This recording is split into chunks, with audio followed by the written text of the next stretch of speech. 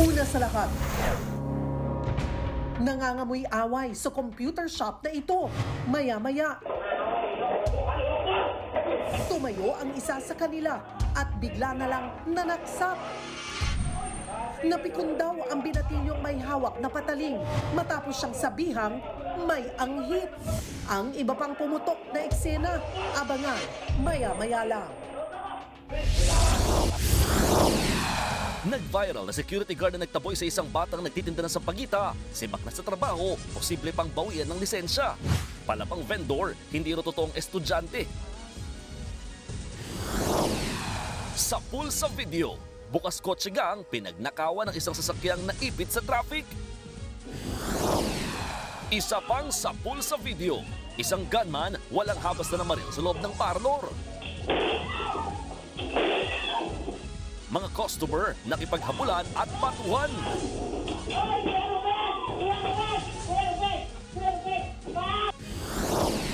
Tamang bangkay ng nasawing OFW sa Kuwait na iuwi na matapos may pagpalit sa ibang patay. 7 a.m. hanggang 4 p.m. na pasok ng mga empleyado ng gobyerno sa Metro Manila, isinusulong ng MMDA para makabawas sa traffic. Libreng flu vaccine sa mga barangay pinipilahan ngayong uso ang trangkaso. Manyaki sa turista sa kulungan ng bagsak matapos manghipon ng isang babaeng customer. At eto na nga, Mark Heras nilinaw kay Mama Ogs ang totoong kwento ng viral niyang dance number sa isang male entertainment bar.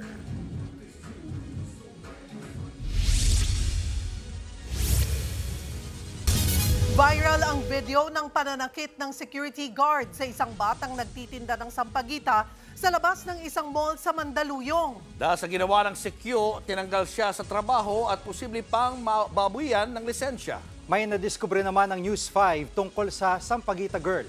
Nasa frontline ng balitang yan si Camille Samonte. Sa viral video na ito, makikitang pinapaalis ng security guard ang nakauniporming batang babae sa labas ng SM Mega Mall sa Mandaluyong City. Nakaupo lang siya sa hagdanan sa labas ng mall. Kahit anong pakiusap ng gwardya, nagmatigas umalis ang babae. Nang tumayo na ang bata, inagaw ng Secure ang tinitinda niyang sampagita sa kasinira. Nagalit ang babae at pinagahampas ang Secure. Ang Secure gumanti ng tadyak. Hindi naman tumigil sa pangahampas ng panindasan ng sampagita ang bata habang inaawat siya ng gwardya. Pati ang isa pang batang lalaking nagtitinda, pinaalis din ng gwardya. Kalaunan, umalis na rin ang Secure. Ang insidenteng yan nakarating sa pamunuan ng SM Mega Mall. Naaawa rin daw sila sa sinapit ng bata sa viral video. Inatasan na raw nila ang security agency nilang magsagawa ng investigasyon tungkol dito. Sinibak daw ang sangkot na Secure at banned na ring magtrabaho sa lahat ng SM malls. Nagsorry naman ang security agency na kinabibilangan ng nag-viral na gwardya. Papaalalahanan daw nila ang kanilang team na magkaroon ng malasakit at maging professional sa lahat ng pagkakataon.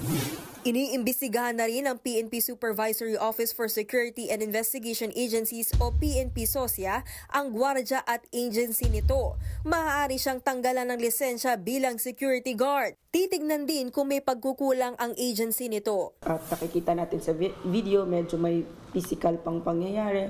So maaari pong maging liable. Nagpaalala rin ng PNP Civil Security Group na dapat maayos ang pakikitungo ng mga sekyu sa tao, anuman ang kanilang estado. Nahanap ng News 5 ang paaralan base sa uniforme na suot ng batang babae sa viral video, pero tumangging magsalita ang principal tungkol dito. Ayon sa aming source, hindi na naka-enroll sa eskwelahan ang bata, kaya nagtataka rin sila kung bakit niya suot ang uniforme. Magsasagawa naman ng home visitation at counseling ang DSWD sa magulang ng babae. Bibigyan din daw ng seminar ang Secure para maturuan ng tamang intervention sa mga bata.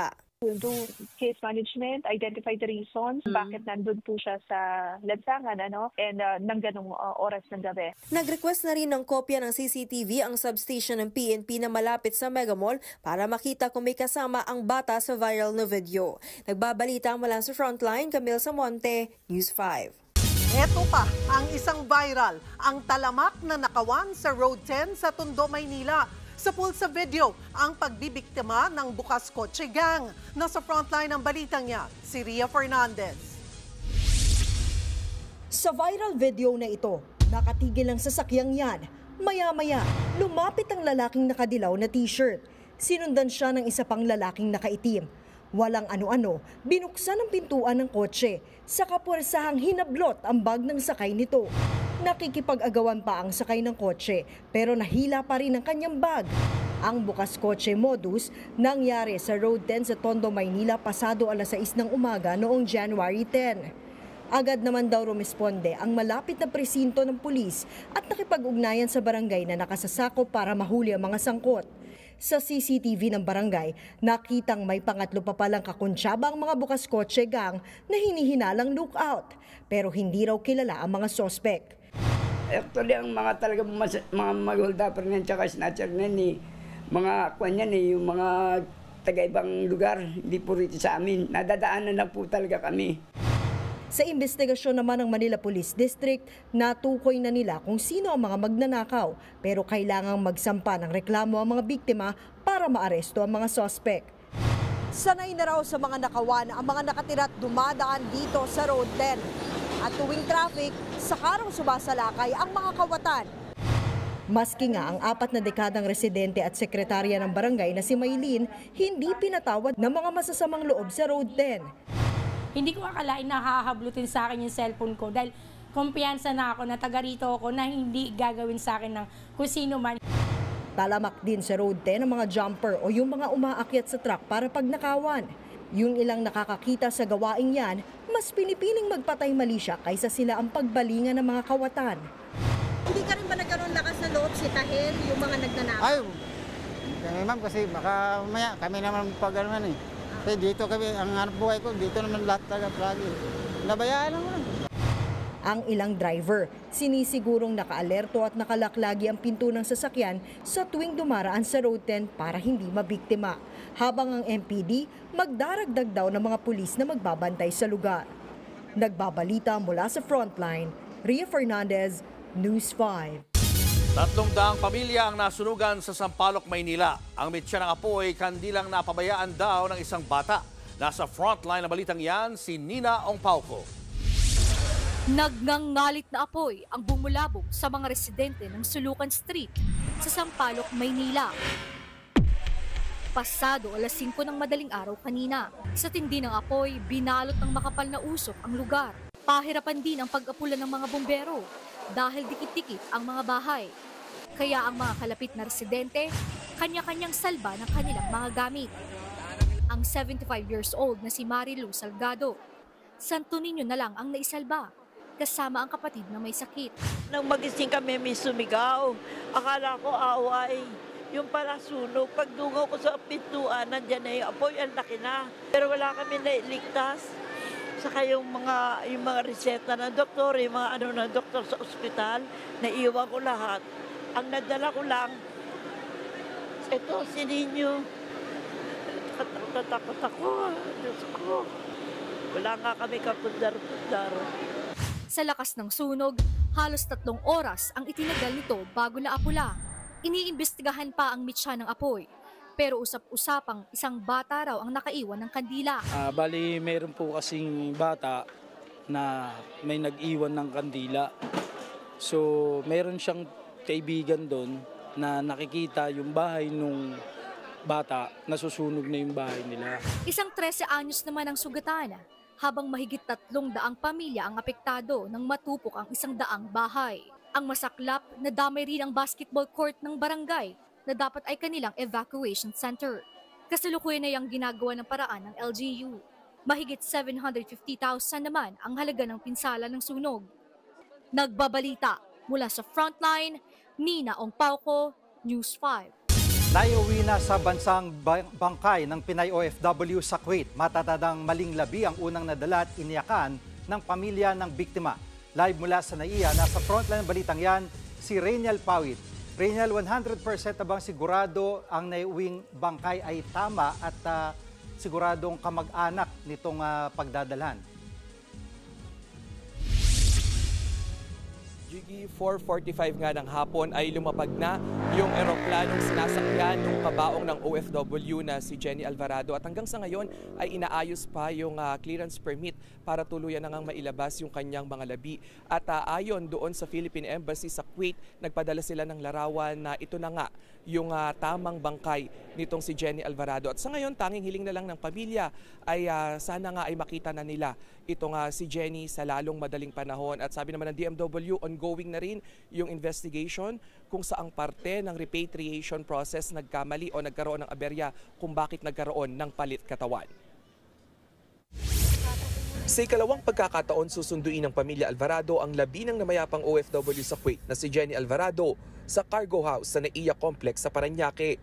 Wala silang ibang dalangin kung hindi makita na ang tamang labi ni Jenny.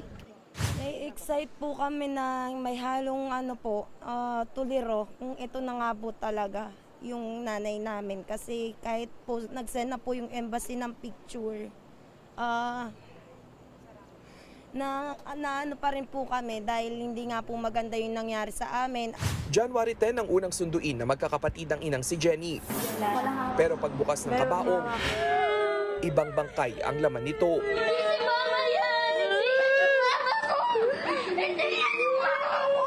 Ang naiuwi kasi sa Pilipinas, katawan ng Nepali national na kasamahan din ng Pinay. Namatay si Jenny at 2 Nepali dahil sa suffocation noong January 2. Gumamit umano ng uling ang mga biktima bilang heater o pampainit ng kwarto. Sabi ng Department of Migrant Workers, Martes nang maibalik sa Kuwait ang katawan ng maling bangkay na naiuwi sa Pilipinas. Inako ni DMW Secretary Hans Kakdak ang naging aberya sa proseso ng repatriation. Pero tutukuyin pa rin daw kung sino ang nagkamali. I take full responsibility as the Secretary of Department of Migrant Workers dun sa nangyari, kaya ako'y humingi ng paumanhin sa pamilya nung linggo.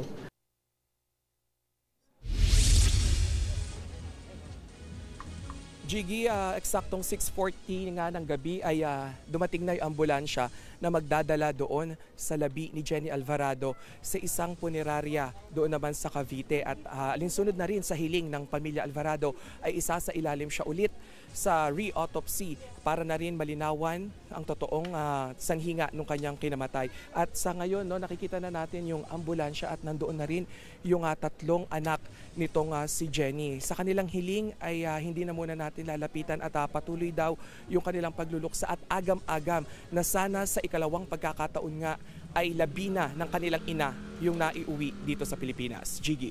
Maraming salamat, Raynel Pawid. Marami ang tinatamaan ng malatrangkasong sakit kaya pinaiigting ang libreng bakunahan. Yun nga lang, nagkukulang na raw ang supply ng flu vaccine sa Metro Manila. Nasa frontline ng balitang yan, si JC Cosico. Naabutan naming nakapila sa Barangay Mambugan Health Center sa Antipolo City ang mga senior citizen na gustong magpaturok ng libreng flu vaccine. Una na po ako ha. Relax lang po itong braso nyo. Usok na po ako, Nay. Isa sa mga nagpabakuna si Lola Helen na hirap sa paglalakad matapos ma-stroke. Uso ang sipon, obo, karangkaso. Kaya nagpa-iwig ako para healthy, para walang sakit. Pinaiigting ng Antipolo City LGU ang anti-flu vaccination. Lalo't bahagyang tumaas ang mga kaso ng influenza-like illness o malatrang kasong sakit sa lungsod noong 2024. Ngayong Enero, sumampa na sa 245 ang naitalang kaso. Karamihan mga nakatatanda. Pero kung titingnan ang datos sa buong bansa, pababa ang trend ng influenza-like illnesses. Mula sa halos 7,000, nasa 1,200 na lang ito noong December 22 hanggang January 4. Sabi ng Department of Health, hindi tayo dapat maalarma pero wag rin tayo makampante dahil hindi ibig sabihin na bumababa po yung trend ay maaaring di na siya tataas. Mahalaga ang bakuna para makapag-develop na antibodies panlaban sa flu. Pwede silang magkaroon pa rin ng pneumonia pag napabayaan, ma-hospital, pwede ring mamatay. Sa ngayon, sapat pa ang supply ng anti-flu vaccines ng Antipolo. Pero ang ilang LGU sa Metro Manila gaya sa Mandaluyong City, naghihintay pa ng supply mula sa DOH. Kaya plano na rin ng Mandaluyong LGU na bumili ng sariling supply ng bakuna. Ang DOH naman, bibili na raw ulit ng flu vaccine. At least na-release na yung ating budget for 2025 and we will supply those na nagkukulang. Kabilang sa mga naungunang sanhi ng influenza-like illnesses ang rhinovirus, enterovirus at influenza A. Payo ng DOH, laging maghugas ng kamay para iwas sakit. At kung may sintomas, manatili sa bahay para hindi na makahawa. Nagbabalita mula sa Frontline, JC Cosico, News 5. Gustong agahan ng MMDA ang oras ng pasok at uwian ng mga empleyado ng mga ahensya ng gobyerno sa Metro Manila. Kung matutuloy, makakabawas daw yan sa traffic tuwing rush hour. Nasa frontline ng balitang yan, si Laila Pangilinan. Lahat makaka-relate sa usapang traffic, lalo na sa Metro Manila. Kaya naman ang Metro Manila Development Authority o MMDA may naisip na solusyon para makabawas sa traffic tuwing rush hour. Para hindi na sumabay sa volume ng mga pumapasok at umuuwing empleyado araw-araw. Isinusulong ng MMDA na imbis na 8 a.m. to 5 p.m., agahan sa 7 a.m. to 4 p.m. ang pasok at uwian ng mga empleyado sa lahat ng national government agencies sa Metro Manila. Kung matutuloy yan, kalahating milyong government employee raw ang hindi na kailangang sumabay sa rush hour. Target ng MMDA na maisumite ang kanilang rekomendasyon kay Pangulong Marcos bago simulan ang rehabilitasyon ng EDSA. Sa mga nagko-commute, malaki rin ang epekto dahil hindi po sila nakapapasabay doon po sa rush hour foot traffic ng nasa pribadong sektor. Bago yan, una nang ipinatupad ang 7 to 4 na work schedule sa mga LGU sa Metro Manila noong nakaraang taon. Pati ang ilang ahensya gaya ng NEDA at dati pa man ang DPWH, ginagawa na rin ito. Sa ngayon, matindi pa rin ang traffic sa Metro Manila, partikular sa EDSA. Sa pinakahuling traffic index ng location technology developer na TomTom nitong 2024, naungusan na ng Davao City ang Metro Manila. Pero pang-14 pa rin ang NCR sa may pinakamalalang traffic sa buong mundo. Umaasa ang MMDA na mas luluwag ang trapiko kapag natapos na ang Metro Manila Subway Project dahil mas marami ang maiengganyong mag-commute kaysa magdala ng mga sasakyan. Nagbabalita mula sa Frontline, Laila Pangilinan, News 5.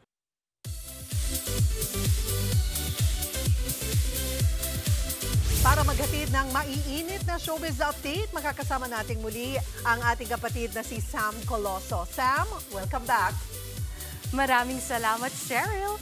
Ipinasilip na ang training ng aspirants sa inaabangang talent survival show ng TV5 na Be the Next 9 Dreamers. Ngayon pa lang, pinuri na sila ng isang sikat na K-pop choreographer. Nasa frontline ng balitang yan, si MJ Marfori. Filipino core with a Korean golden touch. Yan daw ang makikita sa mahigit 70 aspirants na lalahok sa inaabangang talent survival show na Be the Next 9 Dreamers. Handog ito ng MLD Entertainment at TV5. Ano nga sa iyo? Ito na nga nabutan natin dito no, sa kanilang part ay makeover po ng mga trainees ng Be the Next 9 Dreamers dito sa Quezon City. Kung nakikita nyo nga mga Korean professionals talaga ang humahawak sa ating mga trainees. At hindi lang yan sasailalim pa sila sa pictorial. Bonggang-bongga talaga. End-to-end experience po ito bago sila sumabak syempre no, sa pag-ere ng Be the Next 9 Dreamers sa Feb 8. Pero bukod po sa mga Pilipino, eto na, meron din po tayong mga trainees mula sa Thailand, Korea, USA, pati na rin sa Canada. Isa pang naabutan natin na nagmamasid na sa mga trainee ay ang dance mentor at well-renowned K-pop choreographer na si Baewon Hee. Our trainings are ongoing, but as you can see, our trainees are very talented. They are very fast in learning the choreography, so you can expect a lot in our audition program. Kahit worldwide ang search ng trainees, sa Pilipinas daw ang piniling lugar para mabuo ang Next 9 Dreamers. We chose the Philippines because when we encountered Filipinos, they are so nice and innocent, and they are so passionate to learn. Bukod kay Baewon Hee, bigating Korean idols ang hahawak sa trainees. Kabilang dyan si Sandara Park ng 21 na magiging host ng show. Pati na rin si Chen ng EXO CBX, Yebin ng Momoland, Park Woo-jin ng AB69, Bang Yedam, Vinci ng Horizon at ang producer sa Bullseye na magiging mentor at judge ng aspirants. Next week na darating ang iba pang Korean superstar mentors. Abangan ang journey ng aspirants sa Be The Next 9 Dreamers starting February 8, 7:15 p.m. sa TV5. Nagbabalita mula sa Frontline, MJ Marfori, News 5. Susunod sa poll sa CCTV, lalaking meron daw ang hit, nagalit at biglang nanaksak sa computer shop. Isa pang sa poll sa CCTV, mga nagpapaparlor walang habas na pinagbabaril, nakipaghabulan pa sila sa gunman.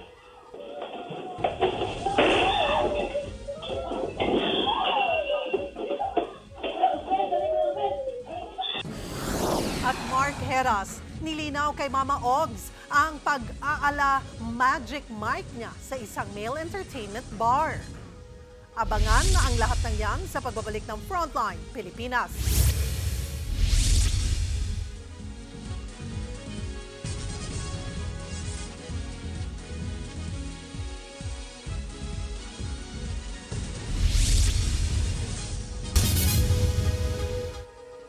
Mga kapatid, Julius Babaw po.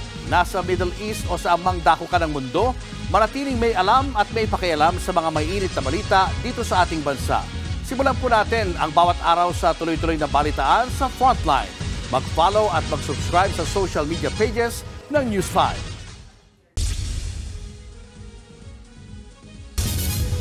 Biglang sinaksak ang isang binatilyo sa loob ng computer shop sa General Santos City. Ang suspect na bad trip daw nang sabihang amoy ang hit siya. Nasa frontline ng balitang yan si Bril Montalvo. Naglalaro sa loob ng computer shop ang 5 binatilyo sa Barangay Lagaw, General Santos City nitong Lunes ng gabi. Maya-maya, biglang tumayo ang isa sa kanila at sinaksak ang isa sa mga binatilyo. Inambahan pa niya ang isa pang binatilyo na agad namang napatayo at lumayo. Agad dinala sa ospital ang 17 anyos na sinugnog. Sinaksak siya sa kanang bahagi ng likod. Samantalang tumakas naman ang suspect na si alias Neil, 17 anyos din. Kahapon, sumuko siya sa mga pulis. Ayon sa mga otoridad, pinapalabas umano ng biktima ang suspect sa computer shop. Ang dahilan, meron daw kasi itong ang hit. Yung nanaksak is binuli pala siya doon. Hindi na siya nakapagtimpi. Yun, nagawa niyang saksakin yung biktima. Isinuko rin ni alias Neil ang kutsilyong ginamit sa pananaksak. Dati na rin daw inireklamo ang suspect dahil sa pagnanakaw. Sa ngayon, nasa bahay Pag-asa na si alias Neil na siyang nangangalaga sa mga minor de edad na lumabag sa batas. Patuloy namang nagpapagaling sa ospital ang biktima. Nagbabalita mula sa Frontline, Bril Montalvo, News 5. Patay sa aksidente ang isang pari sa Lorente, Eastern Samar. Base sa investigasyon, binabagtas ni Father Alejandro Galo ang National Highway sa barangay na Ubay nang bigla siyang salpukin ng kasalubong na SUV. Ayon sa PNP, kinain ng SUV ang linya ng pari pagdating sa kurbada kaya sila nagsalpukan.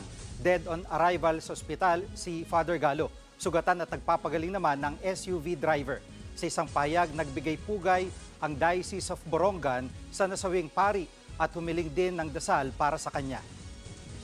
Patay sa sunog sa bodega ng foam ang 2 trabahador sa Davao City.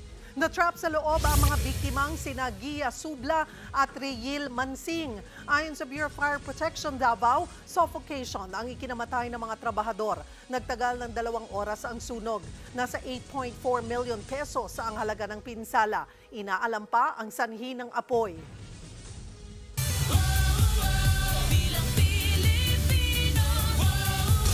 Tatanggalin na sa balota ang pangalan ni Chavit Singson matapos formal na umatras sa kanyang pagtakbong senador. Ang COMELEC naman nagbabala sa publiko na sakop pa rin ang gun ban, pati ang mga laruang baril. Nasa frontline ng balitang yan, si Mon Gualvez.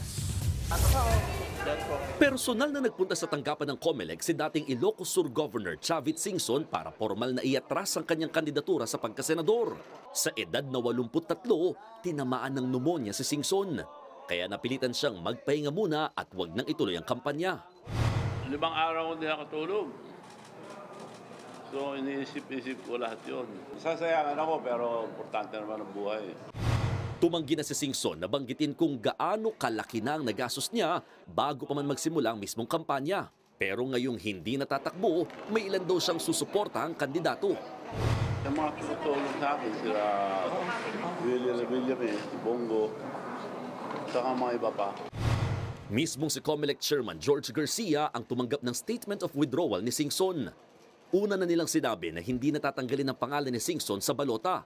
Pero dahil uulitin din ang pag-imprenta sa mga balota dahil sa pinapadagdag na 5 kandidato ng Supreme Court, buburahin na rin ang pangalan ni Singson.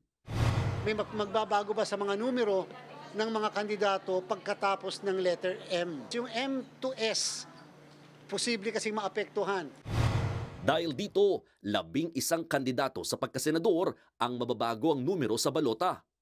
Pagilinaw ng COMELEC, pinapayagan pa naman ang withdrawal ng mga kandidato hanggang kalagitnaan ng mismong halalan sa 12 ng Mayo. Pero ano man ang dahilan ng pag-atras, hindi rin ito nangangahulugang papayagan o popwede ang gagawing substitution. Samantala, umabot na sa 180 na mga naaaresto sa election gun ban. Paalala ng COMELEC, kahit mga laruang baril at air gun, kasama sa pwedeng mahuli. Nagbabalita mula sa Frontline, Mon Gualvez, News 5.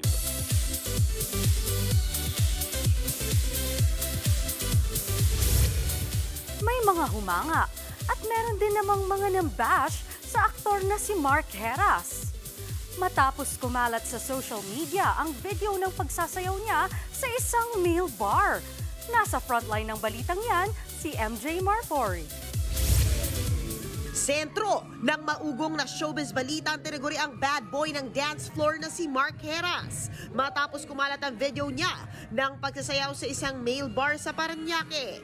At sa showbiz vlog ng quiz mo sa host na si OG Diaz, ipinaliwanag ng aktor kung bakit siya nag-perform doon. Kaya tinanong ko siya kung ano ba yun, ba't ka nag-perform doon? Bakit daw? May talent fee naman. Pangalawa, Mamaogs, ang daming kumukwestiyon. Yan bang mga kumukwestiyon na yan kaya bang pakainin ng pamilya ko kapag nagugutom? Paglilinaw din ni Mark, 2 dance number lang naman ang ginawa niya at pagkatapos ay umalis na. Si Mark ngayon ay isang self-managed talent. Dagdag pa ni Mama Ogs, wala rin naman daw nagpapatunay na bukod sa pagsasayaw may iba pang ginawa si Mark kaugnay ng nasabing show. Ako naman ang paniniwala ko, kaysa umanga yung pamilya. Diba? Siya naman ang inaasahan. Payagan na natin. Hindi naman natin maibibigay yung mga pangangailangan ng pamilya, hindi ba? And with that, isa lang ang malinaw. Mark did what he does best. Ang pagsasayaw at walang masama riyan. Lalo na kung para naman sa pamilya. After all, kanya rin naman ang title na bad boy ng dance floor. Nagbabalita mula sa Frontline, MJ Marfori, News 5. Susunod, sa video, parlor pinasok ng gunman at walang habas na namaril. Lalaki sa Bulacan, patay matapos mahulog sa sinakyang elevator. At original videoke kantawana ng bansa na Singaling magbabalik na. Yan at iba pa sa pagbabalik ng Frontline Pilipinas.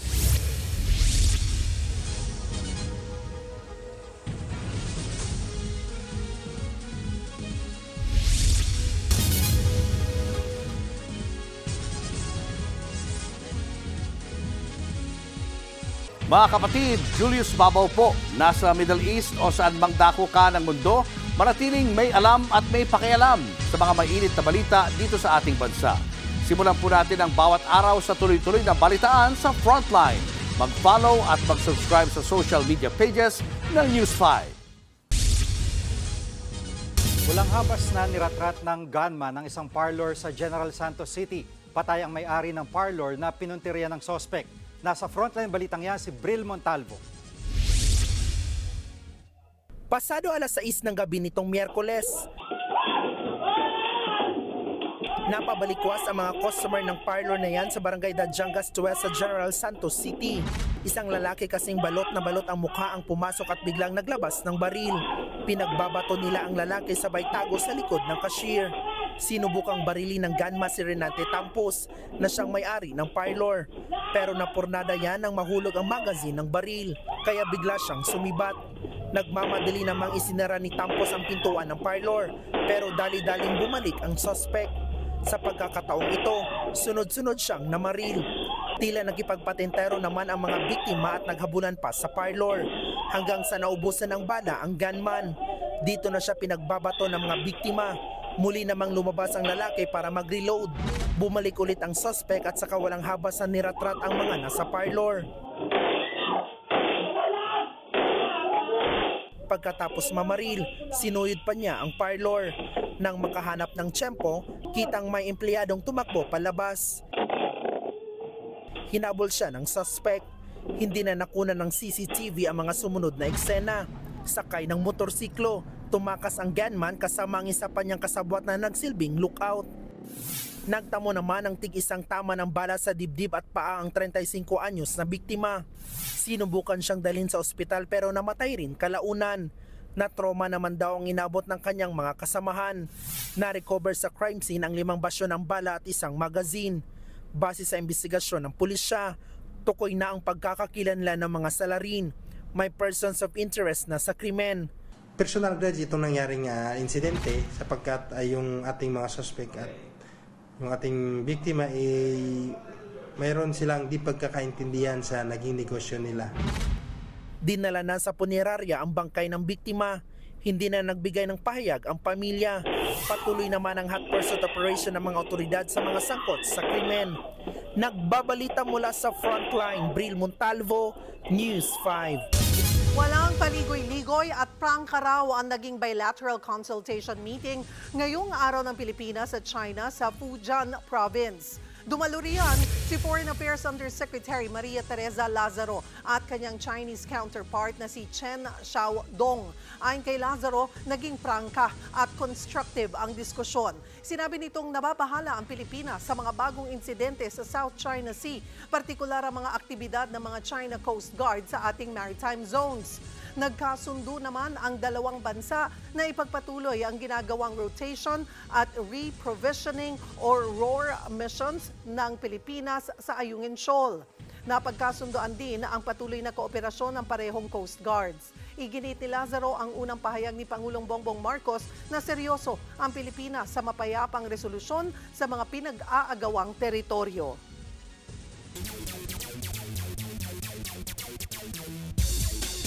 Spotted na nanood ng basketball game dito sa Pilipinas si dating TNT tropang Giga guard Mikey Williams. Pinanood niya ang laban ng San Miguel Beermen at Hong Kong Eastern sa East Asia Super League. Sa interview ng One Sport, sinabi ni Mikey na masaya siyang nakabalik sa bansa na itinuturing na niyang tahanan. Kasama si Mikey sa star-studded lineup ng Strong Group Athletics na lalaban sa Dubai International Basketball Championship. Sinabi rin ni Mikey na open siya sa isang PBA comeback kung mabibigyan ng pagkakataon. Huling naglaro si Mikey sa 2023 PBA Governors Cup kung saan nag-champion sila ng TNT at siya rin ang Finals MVP noon. Pinangalan ng Most Valuable Player sa third round ng Korean Basketball League ang Pinoy basketball player na si Carl Tamayo. Malaki ang iniambag ni Carl para umangat ang team niya na Changwon LG Sakers. Nag-average siya ng 20 points, 7 rebounds at 4 assists. Kamakailan lang din ay nakuha niya ang kanyang career high na 37 points. Dahil sa magandang performance ni Carl ay nasa third place ngayon sa standing ng liga ang Changwon.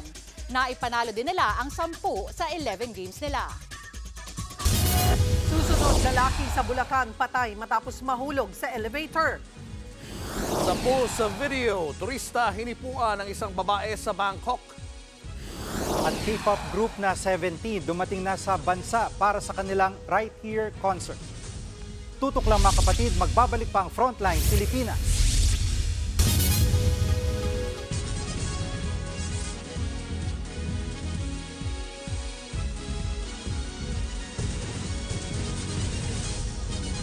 Mga kapatid, Jig Manikad po, nasa Middle East o saan mang dako ka ng mundo manatiling may alam at may pakialam sa mga mainit na balita dito sa ating bansa. Simulan natin ang bawat araw sa tuloy-tuloy na balitaan sa Frontline. Mag-follow at mag-subscribe sa social media pages ng News 5. Patay ang isang lalaki matapos lumusot at mahulog sa elevator. Problemado pa ang kanyang pamilya dahil wala silang perang pampalibing. Nasa frontline ng balitang yan, si Mobile Journal, Yeda Pascual.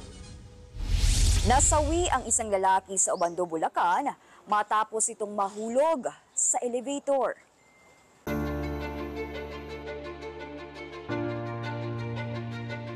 Bisperas ng bagong taon nang malaman ni Felix Teruel na nadisgrasya sa trabaho ang 25 anyos niyang anak na si June Lloyd. Kwento daw ng tiyuhin nito, dead on the spot si June Lloyd matapos na mahulog sa elevator. Kaya mula Iloilo, agad na bumiyahe pa Maynila ang mag-asawa.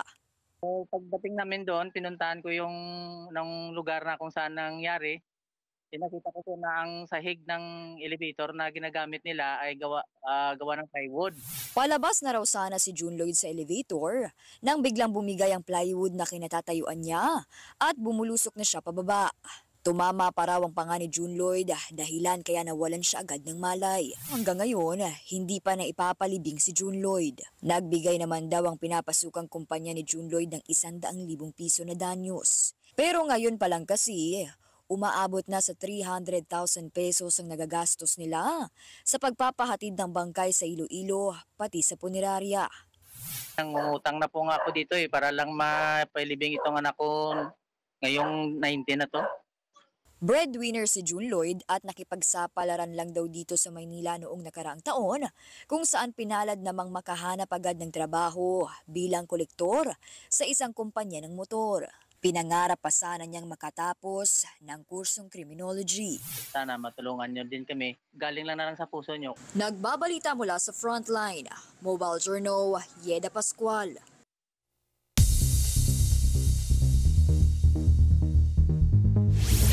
Sa kulungan, ang bagsak ng isang turista sa Bangkok, Thailand matapos manghipo ng babae. Sa kuha ng CCTV, biglang hinawakan ng lalaki ang puwet ng dalagitang namimili sa isang convenience store. Agad nag-report ang biktima. Nang maresto ang Polish tourist, ayaw naman niyang mag-sorry. Wala raw siyang ginawang mali. Kaya naman nagsampa ng kaso ang biktima. Base sa batas ng Thailand, posible siyang makulong ng 1 dekada at pagmultahin ng mahigit 300,000 pesos.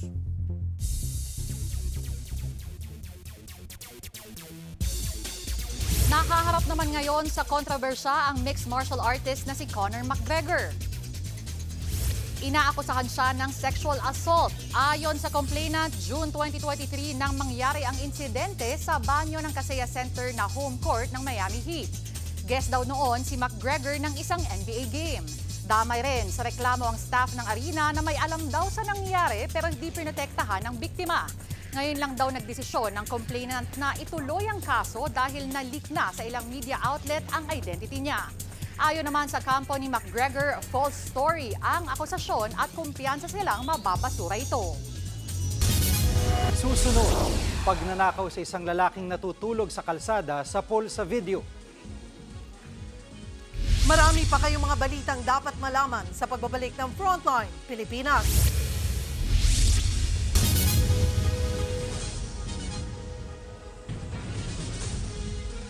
Mga kapatid, Jiggy Manikad po, nasa Middle East o saan mang dako ka ng mundo, manatiling may alam at may pakialam sa mga mainit na balita dito sa ating bansa. Simulan natin ang bawat araw sa tuloy-tuloy na balitaan sa Frontline. Mag-follow at mag-subscribe sa social media pages ng News 5. Ninakawan ng 30,000 pesos ang isang lalaki na tutulog sa kalsada sa Cebu City. Nasa pool yan sa video sa Frontline report ni John Aroa. Madaling araw nitong Martes, nakunan sa CCTV ang lalaking nakaason na yan. Umaaligid siya sa lalaking nakahiga sa tabing kalsada, malapit sa palengke sa Cebu City. Maya-maya nilapitan niya ang tulog at tila may dinudukot sa bulsa. Napahinto siya na may dumaang sasakyan. Nang masigurong wala nang nakatingin, dahan-dahan niyang kinuha ang nasa bulsa ng tulog, saka sumibat.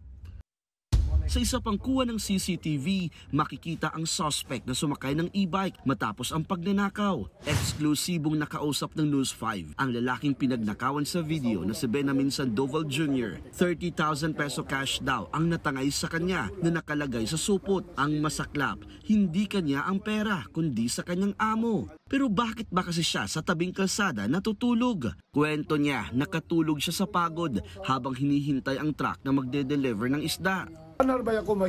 Diyan kasi ako lagi humihiga. Lagi akong may dala-dalang pera. Yun lang, sa oras na yun, hindi ko talaga namalayan. Nanakawan na, nanganganib pa ngayon sa trabaho si Sandoval. Baka raw tanggalin siya sa nangyari. Tinutugis na ang suspect na napag-alamang labas-masok sa kulungan dahil din sa pagnanakaw at iligal na droga. Iniimbestigahan kung kasabwat ba ng suspect ang driver ng e-bike na sinakyan niya nung tumakas. Nagbabalita mula sa Frontline, John Arua, News 5.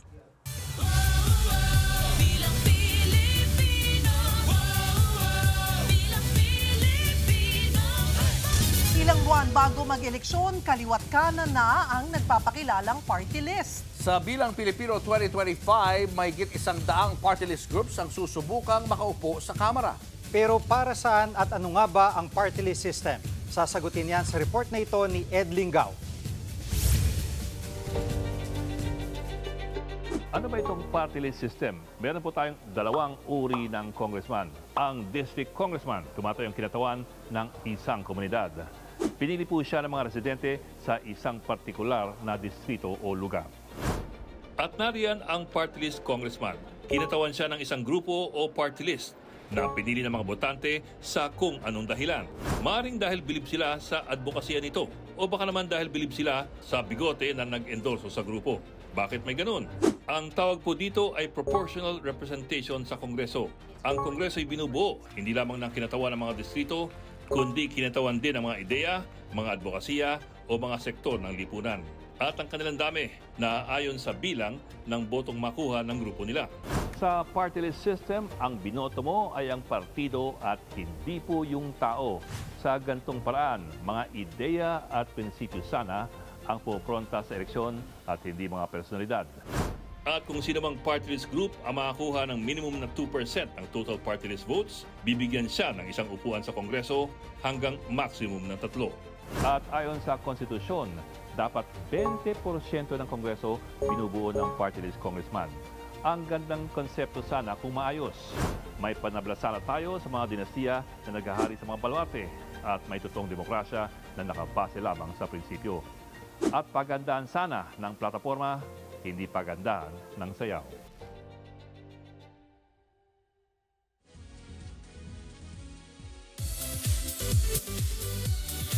Handa na ba ang lahat sa pagbabalik ng paboritong karaoke game show ng bayan? Aking buhay, pagmamahal mo ang aking taglay. That's right mga kapatid, magbabalik na ang Singgaling. Kaya mag-ready na kayong makikanta kina Randy Santiago, Kay Brosas at Donita Knows. Pero ang tanong, sino-sino kaya ang uupo bilang mga jukeboss? Yan ang dapat nating abangan kaya see you very soon mga kapatid. Oo, Hindi naman ang balita. Pero maraming matutuwa sa Oo pagbabalik naman, excited na nga. Yes. Kailan kaya? Sasali ko kayo. Makatama? Yes. Ha? Sige nga, Pagkatulog. Kakaiba. Pagtulog ka. Singgaling. Sige nga, subukan nga natin. Ikaw kaya. Tulog ka muna. Sige. Tapos kanta. Ikaw kaya, Cheryl Cosim, ha? Wala. Ako, alam ko, hindi ko Ikaw kaya kumanta. Ha? Aminin ko na hindi ako nakakakanta. Talaga? I can't. Tayo mga Pilipino, we're known for being mga magagaling na mga awit. I'm sure kayong dalawa, magaling kayong kumanta. Si Sam, lalo na. Ay, ating aabangan po. Puro tayo mukhang pulpul sa pagkanta. Okay, abangan nyo na lang po. At yan ang mga balita at impormasyong dapat nyo malaman sa araw na ito. Mga balita para sa may alam at may pakialam. Kami po ang inyong mga kasangga sa Frontline Pilipinas. Mga kapatid, Cheryl Cosim po. Nasa Estados Unidos, Canada o saan man dako ka ng mundo, manatiling may alam at may pakialam sa mga maiinit na balita dito sa ating bansa. Simulan natin ang bawat araw sa tuloy-tuloy na balitaan sa Frontline. Mag-follow at mag-subscribe sa social media pages ng News 5. Kahit paulit-ulit na ang paalala, may mga nahuhuli pa rin na dumaraan sa EDSA busway kahit bawal. Kabilang sa nahuli ang isang rider na sinisi pa ang ginagamit niyang app. Nasa frontline ng balitang yan, si Hannibal Talete. Halos walang makakibos sa dalawang sekyon na ito nang masita ng Special Action Intelligence Committee for Transportation o SAIC sa EDSA Ortigas Busway. Napagalamang paso na ang kanilang registration. May impound tuloy ang kanilang sasakyan. Late na kami kaso walang magagawa talaga. Ang driver naman ng ambulansyang ito, nakalimutan ang trip ticket para makadaan sa EDSA Busway. Aminado na agad siya sa nagawang violation. Kaya kahit may sakay na pasyente, natiketan pa rin sila. Wala po eh. Trip ticket po. Natitikan pa? Oo, kapanalo muna po eh. May damadali din po. Ang rider namang ito, unang araw niya sa trabaho, pero nahuli agad sa Ortigas Busway. Isinisi sa navigational app ang pagdaan sa busway. Nagkamali po yung way, so first day at work ko po, tapos dito po ako napapunta. Sa kabuuan, 19 na rider, isang miyembro ng PNP at 3 ambulansya ang natiketan dahil sa pagdaan sa busway. Muli namang nagpaalala ang mga otoridad na tanging mga bus, emergency vehicles gaya ng fire truck, ambulansyang may dalang pasyente at police vehicles lamang ang maaaring gumamit ng busway. Pinapayagan din ang sasakyan ng Presidente, Vice Presidente, Senate President, House Speaker at Chief Justice. Nagbabalita mula sa frontline, Hannibal Talete, News 5. Plano ng Department of Agriculture na magdeklara ng food security emergency para mapababa ang presyo ng bigas. At kapag nangyari yan, ibebenta na sa merkado ang NFA rice. Nasa frontline ng balitang yan, si Kari Kaitor. Kung dati kalahating kaba ng bigas ang madalas bilhin ni Eden, ngayon 20 kilos na lang muna. Sa mahal kasi ng presyo, 1,000 pesos lang daw ang 2 linggong budget niya para sa kanyang pamilya. Budget lang. Para makatulong pababain ang presyo ng bigas, plano ng Department of Agriculture na magdeklara ng food security emergency for rice. Kasunod ito ng rekomendasyon ng National Price Coordinating Council. Ayon kay Agriculture Secretary Francisco Chu Laurel, hindi pa natatanggap ng kanilang ahensya ang resolusyon. Kapag idineklara ito, pahihintulutan ang National Food Authority na ilabas ang reserbang bigas sa merkado. Once it comes to my table, the chances is we will declare para ma-release namin yung stocks ng NFA. Nasa 300,000 na sako ng bigas ang inaasahang ibebenta ng NFA. Aging stocks daw ang mga yan o yung mga 2 buwan nang nakaimbak. Posibleng may 400,000 na sako rin daw na kailangan ng ilabas.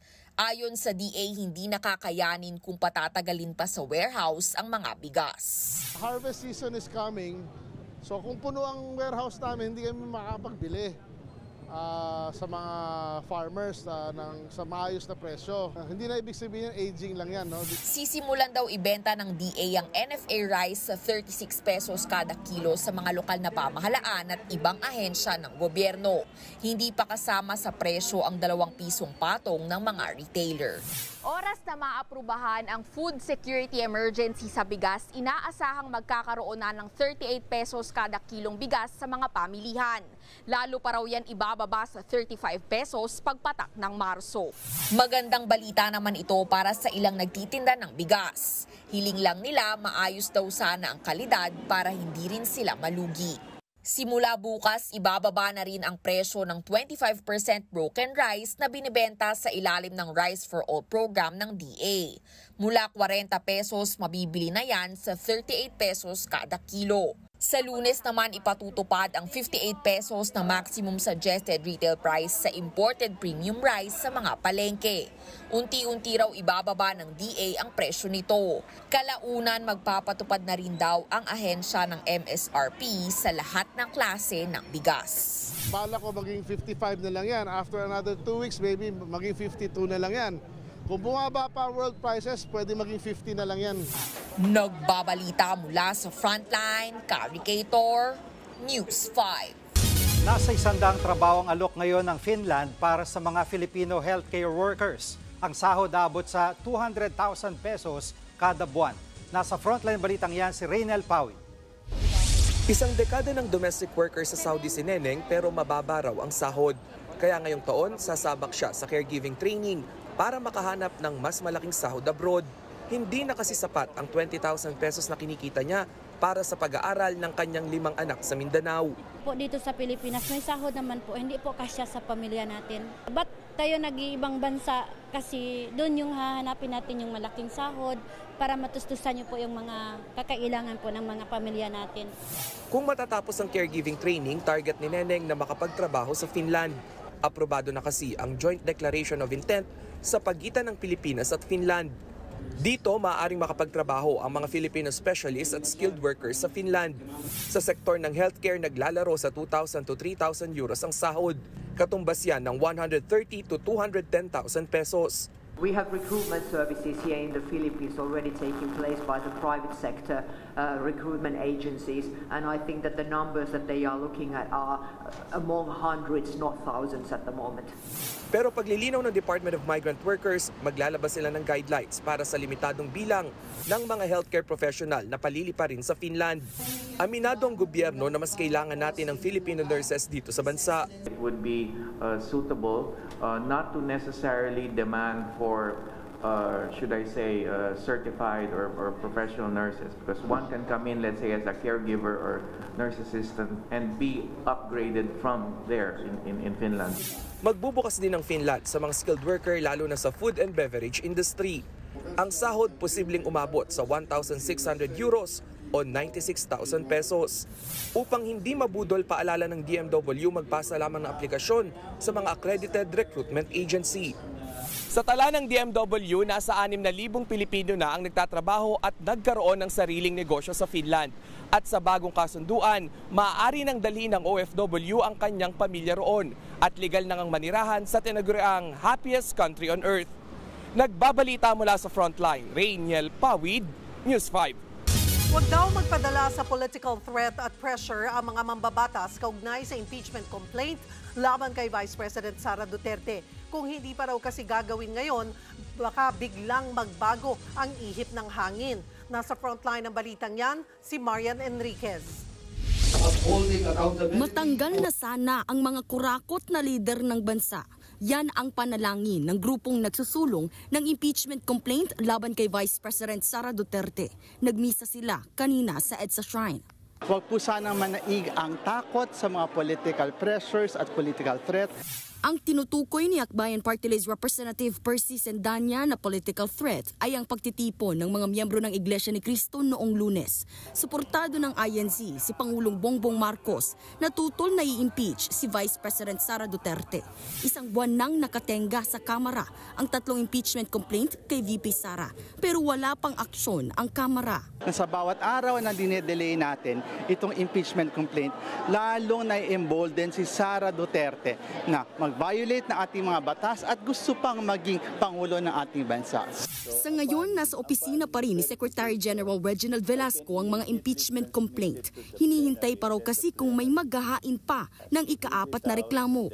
Ayon kay Manila 6th District Representative Benny Abante, may basehan ng pag-i-impeach kay VP Sara, lalo sa mga nadiskubre nila sa investigasyon ng Good Government Committee. Kabilang dyan ang paggamit ng kahina-hinalang pangalan sa resibo ng confidential funds gaya ng pangalang Mary Grace Piatos. Sa kabila niyan, gahol na raw sa oras ang Kamara para sa isang impeachment. Halos 10 session days na lang at magbe-break na ulit ang Kongreso kasabay ng pagsisimula ng kampanya. Kung gusto namang ma-shortcut ang impeachment, kailangan ng 103 na pirma ng mga kongresista para maiakyat agad sa Senado. Pero sa ngayon, tila malabo raw yan. Mungkahin ni Abante, hayaan na sa susunod na Kongreso ang pag-usad ng impeachment laban sa bise. But we don't have to be in a hurry. Okay? We can investigate more. We could be able to be more sure. In the 20th Congress, we can be more sure of the impeachment rather than today. Habang si ACT Teachers Party List Representative Franz Castro, giniit na ngayon ang tamang panahon para patalsikin sa pwesto si VP Sara. Hindi rin tayo nakakasigap siguro kasi sa 20th Congress kung ang magiging decision pa rin ay for impeachment, baka magbago na rin. After the midterm election na pinaghahandaan na rin yan ay presidential election. Kaya baka pumihit. Nagbabalita mula sa Frontline, Marian Enriquez, News 5. Posibleng ma-extend ng 4 na buwan ang termino ni PNP Chief Romel Marbil na nakatakda na dapat magretiro sa susunod na buwan. Ayon kay DILG Secretary John Vic Remulla, malaki ang tsansang palawigin muna ni Pangulong Bongbong Marcos ang termino ng general. Dahil tutuntong pa lang sa mandatory retirement age na 56 years old si Marbil sa February 7. Sa ilalim ng batas, hindi pwedeng mag-appoint ng mga bagong opisyal sa gobyerno kapag nag-umpisa na ang campaign period. Kaya sa tingin ni Remulla, posibleng hindi muna mag-appoint ng bagong PNP chief ang Pangulo hanggat hindi pa natatapos ang election period. April 2024 nang italaga bilang PNP chief si Marbil na miyembro ng Sambisig Class of 1991 ng Philippine Military Academy. No, there are indications that he will be extended until June. But the President be the one to announce that. Indications pa lang. Kasi kung maglalagay ka ng bagong chief PNP ngayon, tapos na rin ang... Sa election pa to eh. Tapos na ang rigod doon ng personnel. So magiging ineffective kung maglalagay ka ng bagong chief PNP.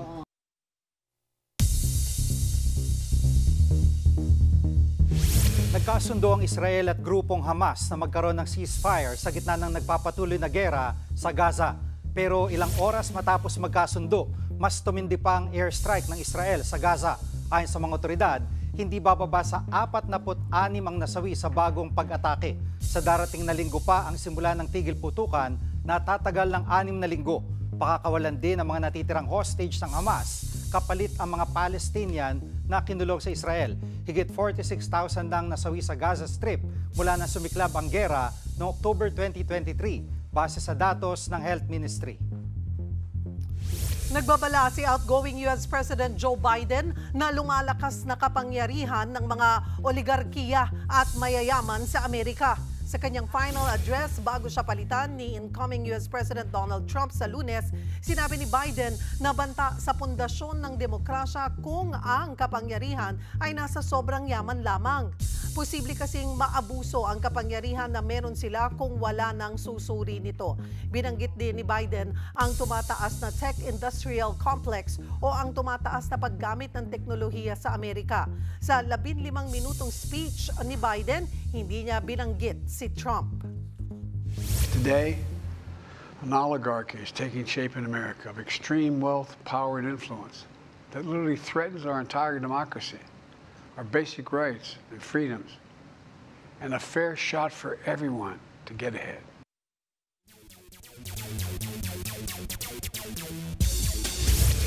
May dagdag na naman sa star-studded lineup ng Strong Group Athletics para sa Dubai International Basketball Championship. Yan ay si former Ateneo Blue Eagle Chris Kuhn. Ayon kay Strong Group Coach Charles Chu, maraming maitutulong si Chris bilang all-around role player para sa SGA. Bukod sa kanyang shooting ay good defender din daw si Chris. Ilan lang sa mga confirmed nang makakasama niya sina Mikey Williams, Renza Bando, DeMarcus Cousins at Andre Blatch. Pinutol naman ng Blackwater Bossing ang kanilang 4-game losing streak sa PBA Commissioner's Cup. Yan ay matapos nilang talunin ng Terra Firma Jeep. Mainit pa ang simula ng Jeep pero unti-unting humabol ang Bossing hanggang sa manalo 96-86. Naka-double-double, 26 points and 12 rebounds si import George King para sa Blackwater. Nag-ambag naman ng 17 points at 11 rebounds si Justin Chua.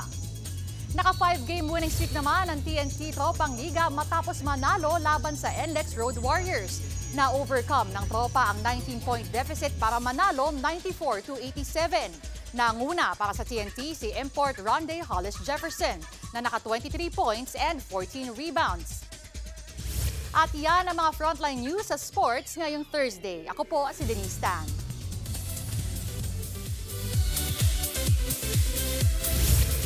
The Carrots are more than excited dahil dumating na sa bansa ang K-pop group na 17.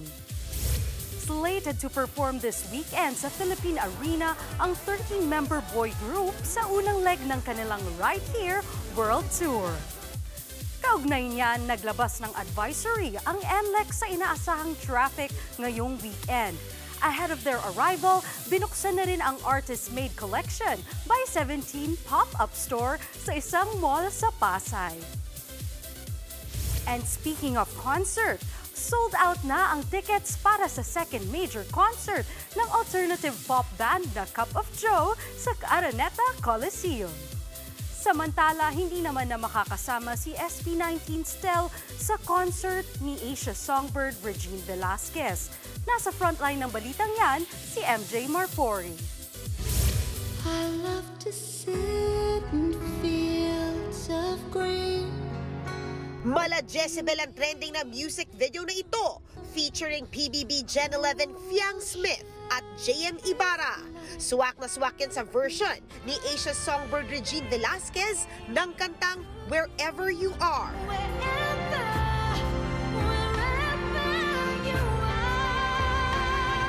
Paglabas ng MV, #1 agad sa YouTube trending music. Happy si Regine sa kinalabasan ng music video. Very happy with Fiang and JM, and I'm very thankful to Star for giving me this music video kasi talagang gusto ko talaga to. Matagal ko nang gusto na hindi ako part ng music video, na hindi ko nakikita yung pagmumukha ko sa music video, and I'm so happy that Star did it for me. Samantala, highly anticipated din ang 4-day concert series ng Songbird. Kakantahin ni Ate Reg ang kanyang originals sa Araw ng Mga Puso, February 14 at sa February 22. Sa February 15 at 21 naman ang kanyang cover songs. Sabi ni Regine, guest niya si SB19 Stel at may kakantahin daw sila na mapapakapit ang fans. Pero hindi na yan mangyayari. Naglabas ng statement ang iMusic Entertainment na hindi na makakaguest si Stel sa Reset concert. Ang dahilan, conflict of schedule. Refundable naman daw ang mga ticket sa araw na iyon sa mga hoping na makita si Stel with Regine.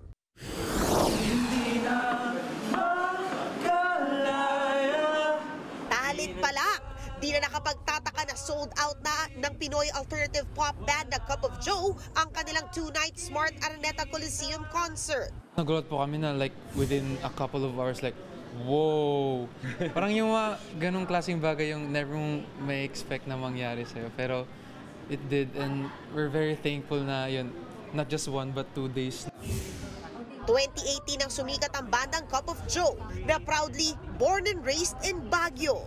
Ang bago naman nilang album na Silakbo ay tungkol sa 5 stages of grief: denial, anger, bargaining, depression, at acceptance.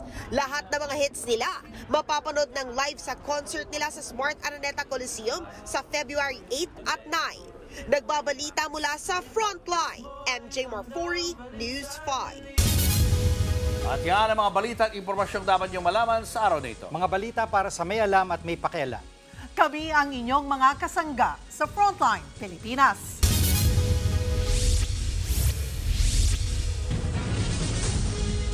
Mga kapatid, Cheryl Cosing po. Nasa Estados Unidos, Canada o saan man dako ka ng mundo, manatiling may alam at may pakialam sa mga maiinit na balita dito sa ating bansa. Simulan natin ang bawat araw sa tuloy-tuloy na balitaan sa Frontline. Mag-follow at mag-subscribe sa social media pages ng News 5.